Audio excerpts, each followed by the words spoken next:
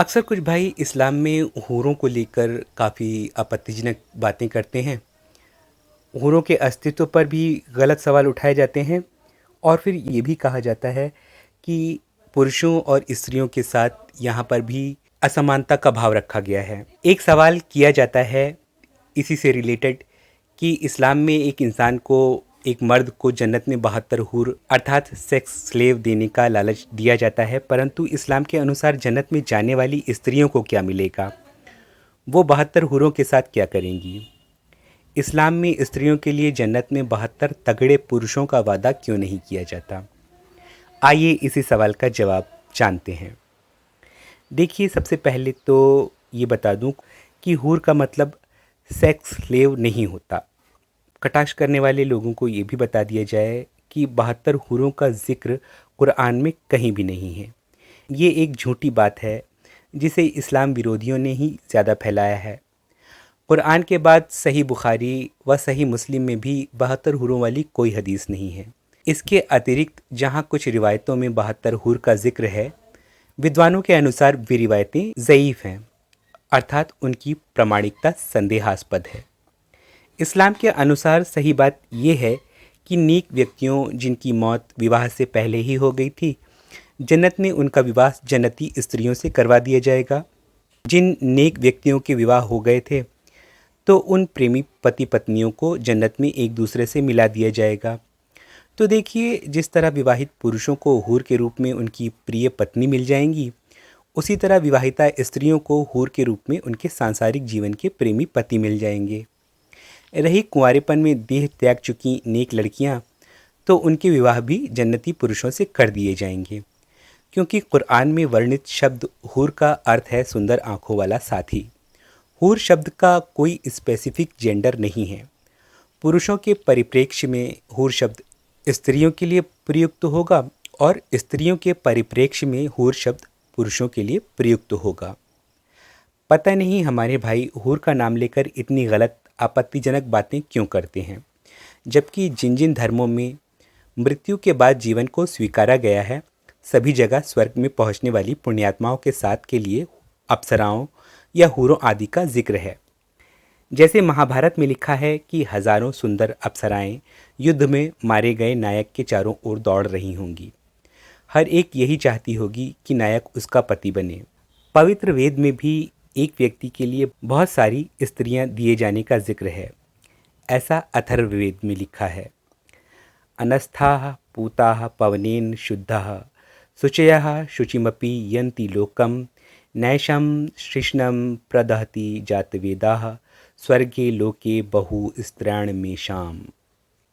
तो हर जगह अप्सराओं का जिक्र है, पर ये कोई आपत्तिजनक बात नहीं। अगर व्यक्ति स्वर्ग में भी लंबा जीवन जिएगा तो इस जीवन में उसके साथ जीवन साथी का होना भी आवश्यक है। अगर दुनिया के जीवन में विवाह करना आपत्तिजनक नहीं, एक पुरुष का एक से अधिक स्त्रियों से विवाह करना सांसारिक जीवन में गलत बात नहीं, तो स्वर्ग के जीवन के लिए उसी बात को गलत क्यों माना जाए? इसलिए महाभारत या अथर्ववेद में एक व्यक्ति के साथ एक से अधिक अप्सराओं के विवाह की बात में भी मुझे कोई आपत्ति नज़र नहीं आती।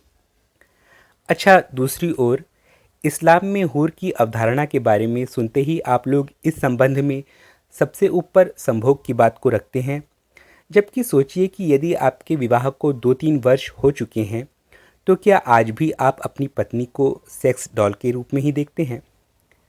आप अपनी पत्नी को बिल्कुल भी इस शक्ल में नहीं देखते होंगे, क्योंकि विवाह के कुछ ही समय बाद संभोग दंपति के लिए गौड़ विषय हो जाता है और उसकी जगह उनके लिए भावनात्मक संबंध ज़्यादा महत्वपूर्ण हो जाता है। साथ रहकर जीवन के उतार चढ़ाव को पार करने का आनंद महत्वपूर्ण हो जाता है। साथी द्वारा दूसरे साथी के लिए बढ़ती जाती सहानुभूति की भावना का सुख महत्वपूर्ण हो जाता है। एक दूसरे से कह सुनकर दिल हल्का करने की सुविधा महत्वपूर्ण हो जाती है। कहीं आप ये तो नहीं सोचते कि वृद्ध दंपति में से एक के मरने पर दूसरा इसलिए रोता है कि अब वो संभोग किससे करेगा या करेगी? ऐसा नहीं है, क्योंकि वृद्धावस्था में अधिकांश लोगों की सेक्स क्षमता क्षीण हो जाती है और वह सेक्स की ज़रूरत भी कभी महसूस नहीं करते। तब एक साथी के मरने पर दूसरा इसलिए रोता है कि उसके सुख दुख का साथी बिछड़ गया है। ये है दुनिया में वैवाहिक संबंध का सही रूप, जहाँ जीवन बहुत थोड़ा है और उस थोड़े से समय में सेक्स को लेकर उत्तेजना और उत्साह का समय उससे भी बहुत बहुत छोटा। अब इसके बाद सोचिए ऐसे जीवन और ऐसे संबंध के बारे में जो कि अनंत हो। क्या ऐसे संबंध में व्यक्ति को केवल सेक्स का ही लालच दिखेगा? तब जब सांसारिक जीवन में उनमें से अधिकांश व्यक्तियों के लिए सेक्स गौड़ विषय हो चुका हो। माफ़ कीजिए, यदि जन्नती विवाह के नाम पर केवल सेक्स ही सेक्स आपके मस्तिष्क में घूमने लगता है तो खुद आप ही यौन कुंठा के शिकार हैं, क्योंकि कुरान कहीं जन्नत में सेक्स करने का वर्णन नहीं करता।